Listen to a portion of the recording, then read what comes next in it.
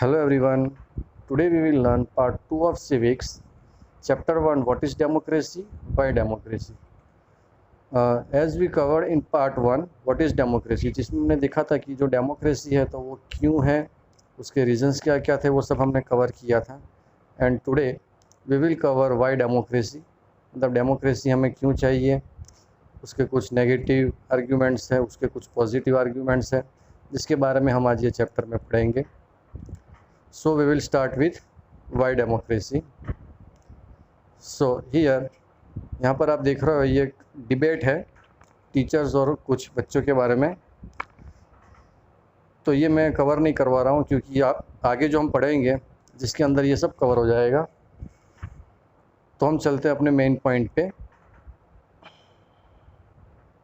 Here it is arguments against democracy. तो जो democracy है उसके अगेंस्ट में क्या क्या आर्ग्यूमेंट्स है वो हम ये चैप्टर में पढ़ेंगे. सो फर्स्ट पॉइंट, ये जो फर्स्ट पॉइंट है, leaders keep changing in democracy, this leads to instability. मतलब जैसे कि हम सब जानते हैं अभी जो राज्यसभा में जो गवर्नमेंट है वो भाजपा की है, उसके पहले कांग्रेस की थी, उसके पहले भाजपा की थी, उसके पहले भी कांग्रेस की थी. तो ये क्या होता है कि जो लीडर्स होते हैं वो चेंज होते रहते हैं, उसकी वजह से क्या हो जाता है, इट लीड्स टू इंस्टेबिलिटी, मतलब कुछ स्टेबल रहता नहीं है, पूरा इंस्टेबल हो जाता है. Second is democracy all about political competition and power play, there is no scope for morality. जैसे कि हम सब जानते हैं जो पॉलिटिकल कंपटीशन तो हर जगह होता ही है, दोनों पार्टीज़ एक दूसरे के बारे में नेगेटिव पॉजिटिव पॉइंट कहती रहती है और दोनों के बीच में मतलब एक पावर प्ले भी चलता रहता है, जिसकी वजह से there is no scope for morality, मतलब उसकी वजह से दोनों के बीच में कोई स्कोप नहीं होता मोरालिटी का, दोनों एक दूसरे की बुराइयां करते रहते हैं.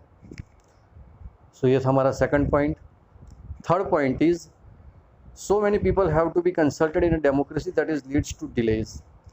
अब मान लो जिसको अगर किसी को कोई लॉ बनाना है तो वो क्या करेगा, सबसे पहले लोकसभा में जाएगा, लोकसभा से फिर राज्यसभा में जाएगा वो, और राज्यसभा के बाद वो जाएगा प्रेसिडेंट के पास वो लॉ बनाने के लिए. और अगर प्रेसिडेंट ने भी उसमें साइन नहीं की तो वो फिर जाएगा सीधा जुडिशल कोर्ट में, वहाँ पर फिर केस होएंगे, उसकी तारीखें पड़ेगी, तब जाकर मतलब ये जो लॉ है वो बनेगा. तो वो क्या होता है, इसकी वजह से लीड्स टू डिले. अगर कोई भी लॉ बना रहे हो तो उसमें एक तरह का लीड्स टू डिले होता है, वो मतलब डिले हो जाता है. Then after the next point is elected leaders do not know the best interest of the people, it leads to bad decision. 1 minute,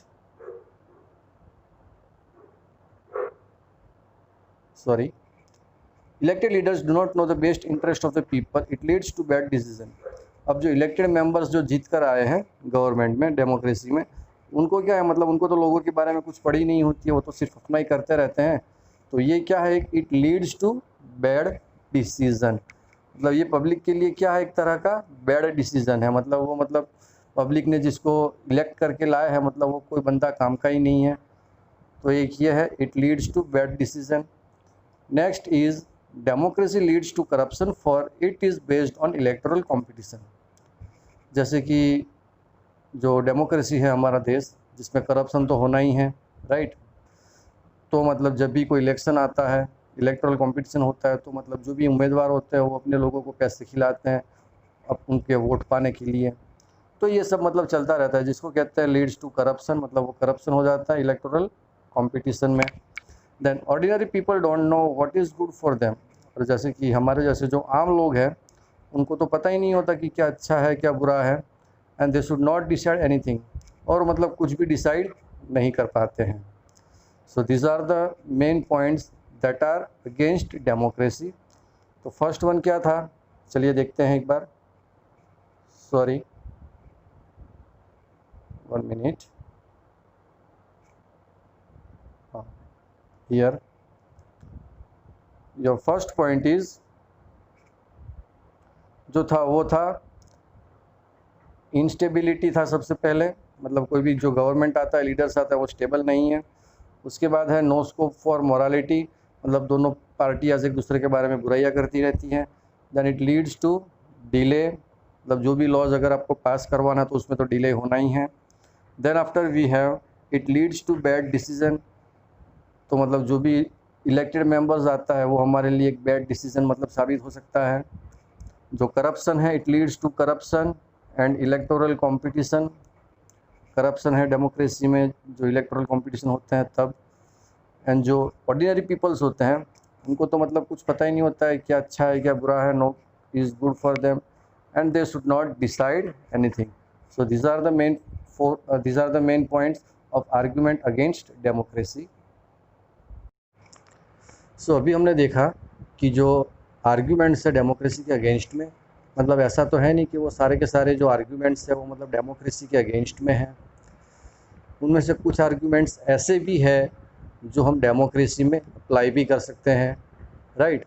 और कुछ आर्ग्यूमेंट ऐसे भी है मतलब जो डेमोक्रेसी के फेवर में भी है, उसके बारे में हम अभी आगे पढ़ेंगे। Clearly democracy is not a magical solution for all the problems, मतलब डेमोक्रेसी जो है वो मतलब कोई मैजिकल सॉल्यूशन तो है नहीं जिससे हर कोई प्रॉब्लम मतलब सॉल्व हो जाए।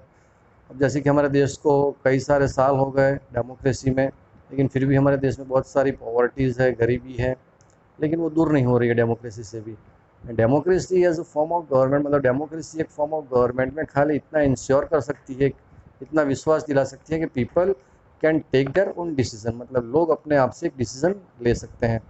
और ये भी कोई गारंटी नहीं है कि जो पीपल है जो डिसीज़न लेते हैं दैट विल बी गुड, मतलब जो पीपल जो डिसीज़न लेंगे वो मतलब गुड होंगे उसकी कोई गारंटी नहीं है। लोगों से गलतियां तो होती है डिसीज़न लेने में, ठीक है।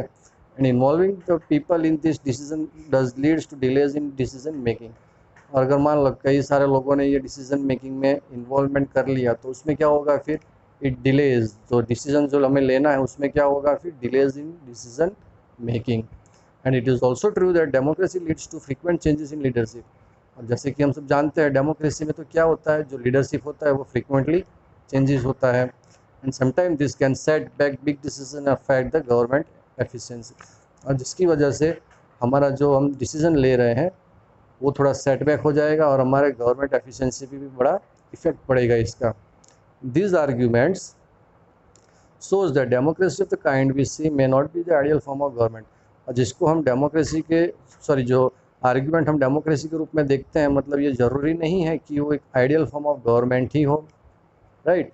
But that is not a question we face in real life, लेकिन वो एक सही क्वेश्चन नहीं है जिसको हम फेस कर रहे हैं हमारी रियल लाइफ में। जो the real question we face is different, लेकिन हम जो रियल क्वेश्चन फेस कर रहे हैं हमारी लाइफ में वो कुछ अलग है।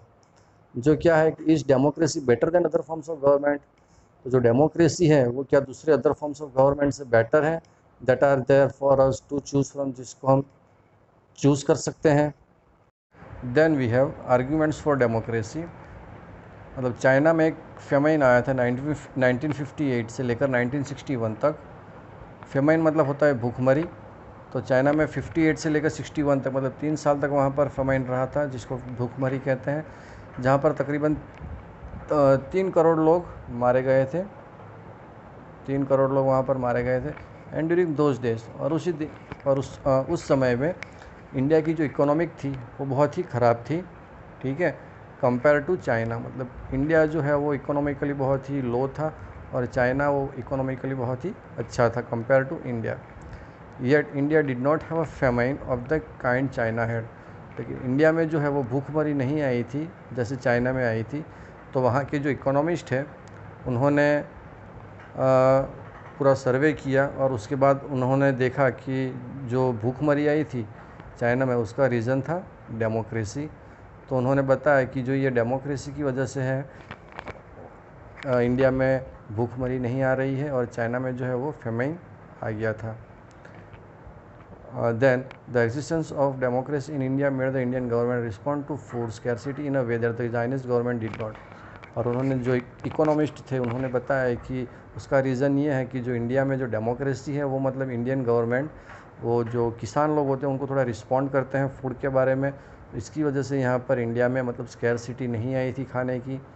और वहाँ चाइना में गवर्नमेंट थी नहीं जिसकी वजह से वहाँ पर स्कैरसिटी आ गई थी, भूखमरी आ गई थी, फेमाइन आ गया था। और उसके बाद उन्होंने पॉइंट आउट किया कि जो फेमाइन है has never taken place in an independent and democratic country. तो उन्होंने ये देखा ये पॉइंट आउट किया कि क्या पॉइंट आउट किया कि जो फेमाइन है has never taken place in an independent and democratic country, मतलब फेमाइन ने कभी भी इंडिपेंडेंट एंड डेमोक्रेटिक कंट्री में अपना क्या कहते हैं वो, मतलब वहाँ पर फेमाइन नहीं आया। अगर चाइना में भी अगर मल्टी पार्टी इलेक्शन होता, मतलब अगर वहाँ पर भी 2 पार्टी अगर होती तो एक पार्टी जो है वो दूसरी पार्टी को अपोज करती, और वहाँ पे जो प्रेस वगैरह होती वो भी फ्रीली क्रिटिसाइज़ कर सकती थी दूसरी गवर्नमेंट के सामने।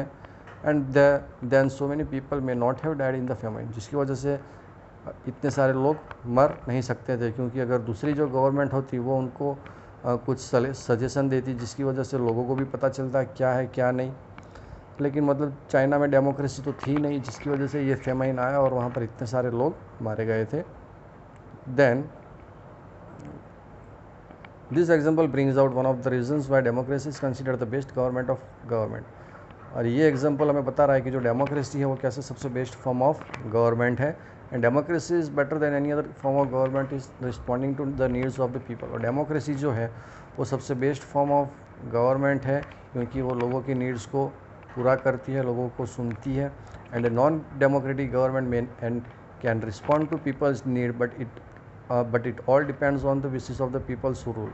और जो नॉन डेमोक्रेटिक गवर्नमेंट है वो शायद ही किसी की, मतलब किसी भी आम लोगों की बात सुनेगी, और अगर सुनेगी भी तो कैसे सुनेगी, वो उनके मूड पे डिपेंड होगा रूलर्स के, कि भाई उनकी विश जो है वो उनको पूरी करनी है कि नहीं करनी है।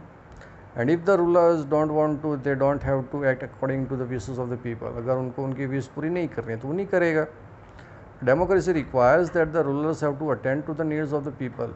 और डेमोक्रेसी में रिक्वायरमेंट होती है कि उनके नीचे जो लोग होते हैं, जो पब्लिक होती है, आम पब्लिक होती है, ऑर्डिनरी पीपल, उनको डेमोक्रेसी गवर्नमेंट को उनको जवाब देना पड़ता है कि उन्होंने क्या काम किया है, क्या नहीं किया है, वो क्या करने वाला है।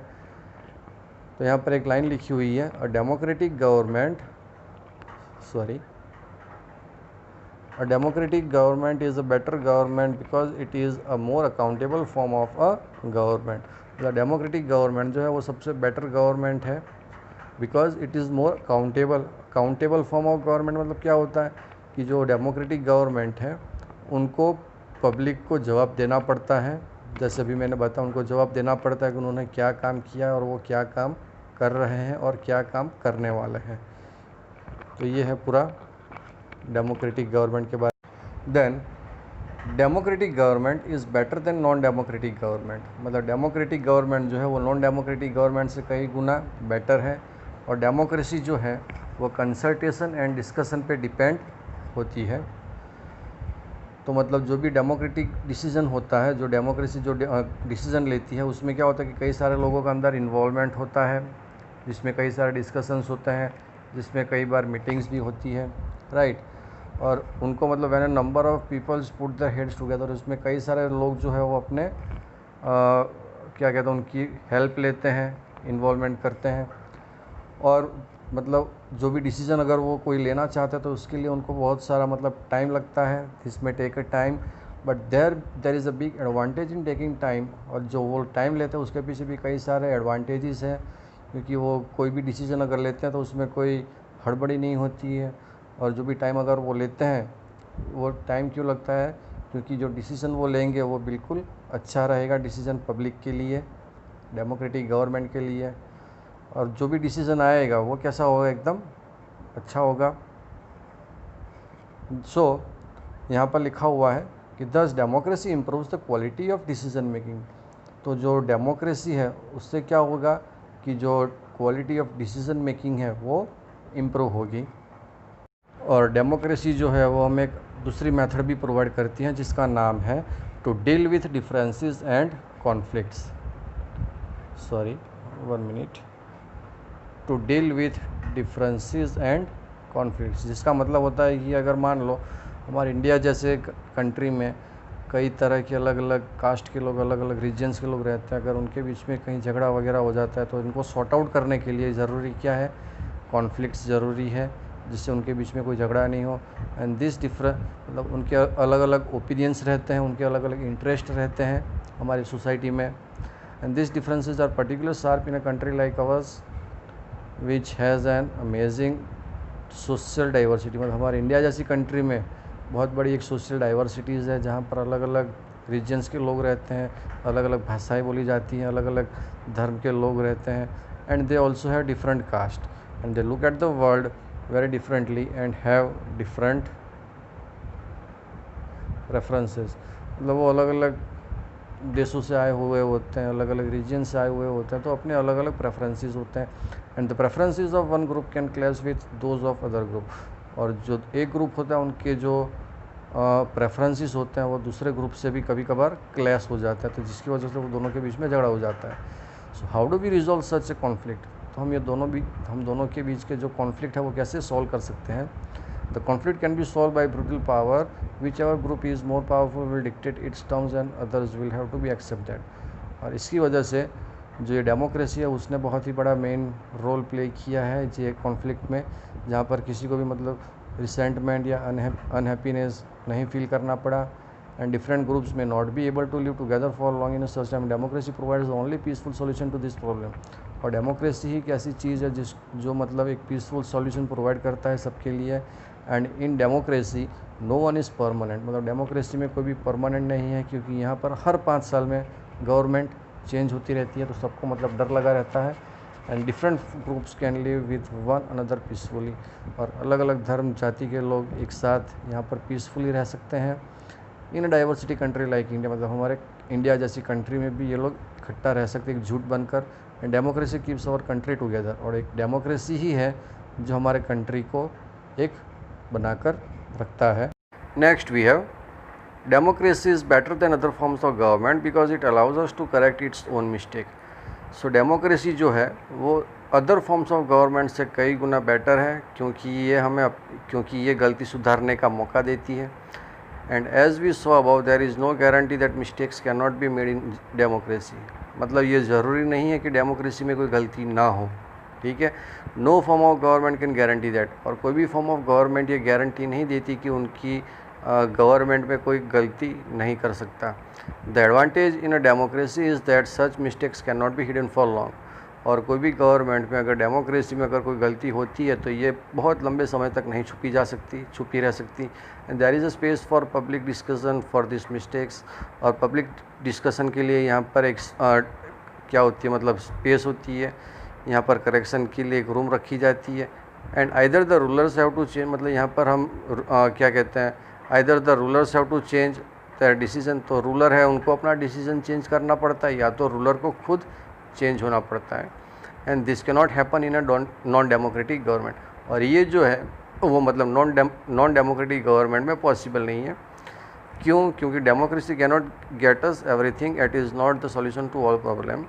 डेमोक्रेसी जो है वो हमें सब कुछ तो नहीं दे सकती, लेकिन वो जो डेमोक्रेसी है वो हर एक प्रॉब्लम का सॉल्यूशन तो नहीं है। But it is clearly better than any other alternative that we know. लेकिन वो दूसरी फॉर्म ऑफ गवर्नमेंट से कई गुना बेटर है, क्योंकि it offers better chances of good decision. क्योंकि हमें बेटर चांस देती है गुड डिसीजन के लिए। It is likely to respect people's own wishes and allows different kinds of people to live together. Democracy हमें जो है वो हमें अलग अलग लोगों के साथ रहने का मौका देती है, ठीक है। हमें हमारी विश पूरी करने का मौका देती है। And even when it fails to do some of this things, अगर वो डेमोक्रेसी कुछ करने में अगर फेल हो जाती है, it allows a way of correcting its mistakes and offers more dignity to all citizens. और अगर वो कुछ करने में फेल हो जाती है तो वो फिर मौका देती है कि वो अपनी करेक्शन जो है वो उसको सुधारे, और मतलब डिग्निटी टू ऑल सिटीजन्स, मतलब लोगों को वो इज्जत दे। And that is why democracy is considered the best form of government. और इसीलिए डेमोक्रेसी को हम बेस्ट फॉर्म ऑफ गवर्नमेंट कहते हैं। Then we have broader meaning of democracy. मतलब डेमोक्रेसी का और ब्रॉडर मीनिंग क्या है ये हम देखेंगे। In this chapter we have consider the meaning of democracy. मतलब ये चैप्टर में हमने डेमोक्रेसी के बारे में देखा in a limited and descriptive sense, और वो भी मतलब एक लिमिटेड और डिस्क्रिप्टिव सेंस में पढ़ा हुआ है। We have understood democracy as a form of government. मतलब हमने अभी तक यही पढ़ा है कि डेमोक्रेसी जो है वो एक फॉर्म ऑफ गवर्नमेंट है। And this way of defining democracy helps us to identify clear set of minimal features that a democracy must have. तो अभी तक हमने बस यही पढ़ा है कि डेमोक्रेसी की डेफिनेशन क्या है, ठीक है, उसके मिनिमल फीचर्स क्या है, एंड डेमोक्रेसी मतलब एक ज़रूरी है, बस यहीं तक हमने पढ़ा है। The most common form the democracy takes in our time is that of a representative democracy. और अभी जो डेमोक्रेसी चल रही है वो किस पर डिपेंड है? रिप्रेजेंटेटिव डेमोक्रेसी पर। अब जैसे कि अब हम सब जानते हैं कि अभी जो है कोविड-19, तो जो सबसे पहला जो 21 डेज़ का लॉकडाउन आया था वो डिसीज़न लिया गया था गवर्नमेंट के मुताबिक, ठीक है। तो गवर्नमेंट ने उसको डिक्लेयर कर दिया 21 डेज़ का लॉकडाउन। तो गवर्नमेंट ने मतलब हम लोगों को तो पूछा नहीं था, तो गवर्नमेंट ने अपनी खुद की कैबिनेट बुलाई, उन्होंने वहाँ पर खुद रिप्रेजेंट किया और उसके बाद उन्होंने ये डिसीज़न लेके ये पूरा हमें लॉकडाउन का वो दे दिया। तो मतलब ये क्या है? एक रिप्रेजेंटेटिव डेमोक्रेसी है, क्योंकि हम वो लोगों को रिप्रेजेंट करते हैं, ठीक है, तब जाके वो लोग डिसीज़न लेते हैं and then after they use to implement. So you have already read about this in the previous classes, ये हमने सब पहले आगे की क्लास में पढ़ा हुआ है। In the countries we call democracy, मतलब हम जो कंट्रीज़ को डेमोक्रेसी कहते हैं, all the peoples do not rule, मतलब हर एक पीपल जो है वो रूल नहीं करते हैं। A majority is allowed to take decision on behalf of all the people, और जो भी मेजॉरिटी है वो ऑन बिहाफ ऑफ पीपल वो डिसीज़न ले सकते हैं। Even the majority does not rule directly, और जो मेजॉरिटी है वो भी डायरेक्टली रूल नहीं कर सकते। And the majority of people rule throughout their elected representatives, और जो रूल करते हैं वो इलेक्टेड रिप्रेजेंटेटिव्स के द्वारा रूल करते हैं। And this becomes necessary because, और ये ज़रूरी है क्यों? क्योंकि मॉडर्न डेमोक्रेसी क्या है? It involves such a large number of people, क्योंकि मॉडर्न डेमोक्रेसी में कई सारे लोग जो है वो अंदर इन्वॉल्वमेंट करते हैं फिज़िकली, लेकिन वो इम्पॉसिबल है for them to sit together, और ये फिज़िकली इम्पॉसिबल एक साथ बैठना and take a collective decision, मतलब वो डिसीजन लेने में थोड़ी दिक्कत आती है। Second, even if they could, the citizen does not have the time, the desire और द स्किल्स टू टेक, मतलब कुछ ऐसे भी होते हैं जिनको मतलब उतनी स्किल्स नहीं होती है, इतना डिज़ायर नहीं होता है कोई भी डिसीजन लेने में। And this gives us a clear but minimal understanding of democracy, तो ये हमें मिनिमल अंडरस्टैंडिंग देता है डेमोक्रेसी का। And this clarity helps us to distinguish between democracies from non democracy, तो ये चीज़ हमें डिस्टिंग्विश करती है डेमोक्रेसी फ्रॉम नॉन डेमोक्रेसी से। But it is not allow us to distinguish between a democracy and a good democracy, मतलब ये हमें डिस्टिंग्विश नहीं करती डेमोक्रेसी और गुड डेमोक्रेसी में। तो ये क्या कहता है कि does not allow us to see the operation of democracy beyond government, for this we need to turn to broader meaning of democracy, मतलब डेमोक्रेसी को हमें और ब्रॉडर देखने के लिए हम आगे देखते हैं। Sometimes we use democracy for organisation other than the government, तो डेमोक्रेसी जो है वो हम गवर्नमेंट के अलावा ऑर्गेनाइजेशन में भी हम देख सकते हैं। जस्ट रीड दिस सेंटेंसेस, तो यहाँ पर लिखा है कि we are a democratic family, मतलब फैमिली के लिए भी हम डेमोक्रेटिक देखते हैं। Whenever a decision has to be taken we all sit together, मतलब जब भी हमें कोई डिसीजन लेना होता है हम साथ इकट्ठा बैठते हैं। And my opinion matters as much my father is, मतलब हमारा जो ओपिनियन होता है वही हमारे फादर का ओपिनियन होता है। And I don't like teachers who do not allow students to speak and ask questions in the class, I would like to have teachers with democratic temperament. तो यहाँ पर लिखा है कि जो टीचर है वो मतलब कोई बच्चा है वो कह रहा है कि मुझे वो टीचर पसंद नहीं है जो सिर्फ मुझे ही हर बार क्वेश्चन पूछे, ठीक है, in the class. And I would like to have teachers, मतलब वो बच्चा कहता है कि मुझे एक ऐसा टीचर चाहिए जो डेमोक्रेटिक टेम्परामेंट हो, मतलब वो हर किसी को क्वेश्चन पूछे। And one leader and his family members decide everything in his party, how can they talk of democracy, मतलब अगर फैमिली में कोई मेंबर है जो बड़ा है, जो बुजुर्ग है, अगर वही डिसीजन लेता है तो मतलब वो कोई डेमोक्रेसी जैसा उसमें कुछ है ही नहीं। And this ways of using the words democracy go back it's basic sense of method of taking decision, मतलब ये जो हम बातें कर रहे हैं मतलब उसमें मतलब डेमोक्रेसी जैसा कुछ है ही नहीं। डेमोक्रेटिक डिसीजन इन्वॉल्व्स, मतलब डेमोक्रेटिक डिसीजन लेने के लिए यहाँ पर कंसल्टेशन का इन्वॉल्व होना ज़रूरी है। And consent of all those who are affected by that decision, और जो भी मतलब वो डिसीजन से अफेक्ट हुए वो सब मतलब ये डिसीजन में हिस्सा ले सकते हैं। And those who are not powerful have the same say in the taking decision as those who are powerful, this can apply to all government और a family for any other organization, मतलब democracy जो है वो हम government में भी apply कर सकते हैं और हमारी फैमिली में भी ये उसको हम अप्लाई कर सकते हैं, या कोई ऑर्गेनाइजेशन है उसमें भी हम डेमोक्रेसी को अप्लाई कर सकते हैं। Thus democracy is also principle that can be applied to any sphere of life, तो डेमोक्रेसी को हम कहीं पर भी अपने स्फीयर ऑफ लाइफ में इन्वॉल्व कर सकते हैं, हमारी लाइफ में भी उसको इन्वॉल्व कर सकते हैं। Sometimes we use the word democracy not to describe any existing government but to set up an ideal standard that all democracies must aim to become. मतलब डेमोक्रेसी जो है वो हम किसी गवर्नमेंट को डिस्क्राइब करने के लिए यूज़ नहीं करते हैं, बट समटाइम क्या वो करते हैं हम लोग उसको एक आइडियल स्टैंडर्ड बताने के लिए, उसको एक अपना एम बताने के लिए हम उसको डिस्क्राइब करते हैं। जैसे कि true democracy will come to this country and only when no one goes hungry to bed. तो असली डेमोक्रेसी तब आएगी जब कोई भी भूखा आदमी अपने बेड पे नहीं जाता।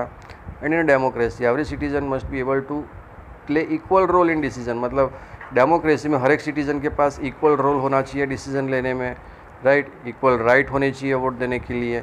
दे have every citizen needs to have equal information, सारे सिटीज़न के पास इक्वल इन्फॉर्मेशन होनी चाहिए। Basic education they must have equal resources and a lot of commitment. तो ये एम होना चाहिए डेमोक्रेसी में। If we take this ideal seriously then no country in the world is a democracy and yet an understanding of democracy as an ideal reminds us of why we value democracy. तो असल में हम democracy को क्यों याद करते हैं? It enables us to जज an existing democracy and identifying it's weakness. तो मतलब डेमोक्रेसी मतलब क्या है कि हमें उसको आइडेंटिफाई करना चाहिए, उसकी जो कमजोरी है उसको हमें पहचानना चाहिए, identify its weakness. It helps us to distinguish between a minimal democracy and a good democracy. तो ये हमें डिस्टिंग्विश करवाता है। अगर हम उसके जो वीकनेस है डेमोक्रेसी की उस पर अगर हम ध्यान दें, उसकी जो आइडियल्स है सीरियसली उस पर अगर हम ध्यान दें तो हम आसानी से डिस्टिंग्विश कर सकते हैं कि उसकी जो जो डेमोक्रेसी क्या है और गुड डेमोक्रेसी क्या है। In this book we do not deal much with this expanded notion of democracy.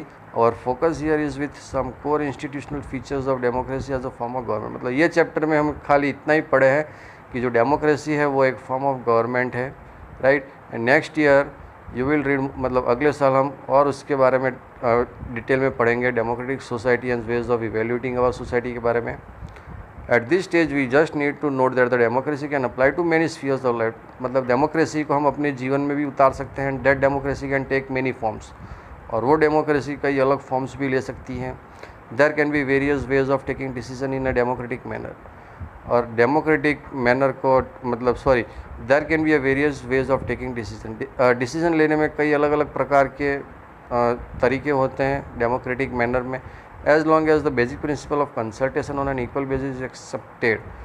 अगर मान लो किसी को कहीं कोई कंसल्टेशन करना है तो वहाँ पर भी ये ज़रूरी है डिसीजन लेने में। The most common form of democracy in today's world is rule through the people's elected representatives. तो आज के जो ज़माने में मतलब जो रिप्रेजेंटेटिव गवर्नमेंट है उसमें क्या होता है कि टुडेज वर्ल्ड इज़ थ्रू, मतलब अभी का जो वर्ल्ड है, is ruled through people's elected representative. तो वो जो रिप्रेजेंटेटिव है वो कौन है? जो हम पीपल उसको इलेक्ट करके लाते हैं। We shall read more about that in chapter 3, उसके बारे में हम चैप्टर 3 में पढ़ेंगे। But if the community is small, अगर मान लो कहीं पर कम्युनिटी कहीं स्मॉल है तो वहाँ पर एकदम आसानी रहेगी वो डिसीज़न लेने में, ठीक है। जैसे कि गांव में चलता है ग्राम सभा में, वैसे ही स्मॉल कम्युनिटी में चलता है। Then this also means that no country is perfect democracy. मतलब कोई भी कंट्री जो है वो परफेक्ट डेमोक्रेसी नहीं है। The features of democracy that we discussed in this chapter provide only the minimum conditions of a democracy. तो ये चैप्टर में हमने जो पढ़ा वो सिर्फ मिनिमम कंडीशन बता रहा है डेमोक्रेसी की। That does not make it an ideal democracy. मतलब वो एक परफेक्ट डेमोक्रेसी नहीं बता रहा है। Every democracy has to try to realise the ideals of democratic decision making. This cannot be achieved once and for all, this requires a constant. मतलब कोई भी डेमोक्रेसी को अगर परफेक्ट बनाना है, एक मजबूत बनाना है, तो हमें क्या करना पड़ेगा? उसके ऊपर हमें थोड़ा एफर्ट देना पड़ेगा to save and strengthen democratic forms of decision making. मतलब हमें उस पर थोड़ा एफर्ट देना पड़ेगा। हमारा जो स्ट्रेंथन है डेमोक्रेटिक फॉर्म्स, जो डिसीजन मेकिंग है, उस पर हमें थोड़ा फोकस करना पड़ेगा। And what we do as citizens, मतलब हम जो एज अ सिटीजन कर रहे हैं, makes a difference to making our country more or less democratic, and this is the strength, the weakness of democracy. The fate of the country depends not just on what the rulers do। मतलब democracy जो है वो government क्या कर रही है उस पर डिपेंड नहीं करता, लेकिन जो सिटीज़न क्या कर रहे हैं वो मेन है। दिस इज़ मतलब यही जो है वो डिस्टिंग्विश करता है democracy form of other government से। And other forms of government मतलब दूसरी जो गवर्नमेंट्स है लाइक मोनार्की, डिक्टेटरशिप्स और वन पार्टी, वो लोग क्या करते हैं, वो मतलब किसी भी सिटीज़न को अंदर इन्वॉल्व नहीं करते उनके पॉलिटिकल डिस्कशन में। और वो जो भी है नॉन डेमोक्रेटिक गवर्नमेंट, वो अपना डिसीजन खुद सुना देते थे। They don't need any local citizens, but democracy depends on active political participation by all the citizen. और डेमोक्रेसी जो है वो एक्टिव पॉलिटिकल पार्टिसिपेंट पे डिपेंड करता है, जो भी सिटीजन्स होते हैं उनके ऊपर। And that is why a study of democracy must focus on democratic politics. तो इसीलिए हमने अभी पढ़ा कि डेमोक्रेसी जो है वो फोकस करती है डेमोक्रेटिक पॉलिटिक्स पे। सो दैट्स ऑल स्टूडेंट्स, आज के लिए इतना है। Thank you and have a nice day.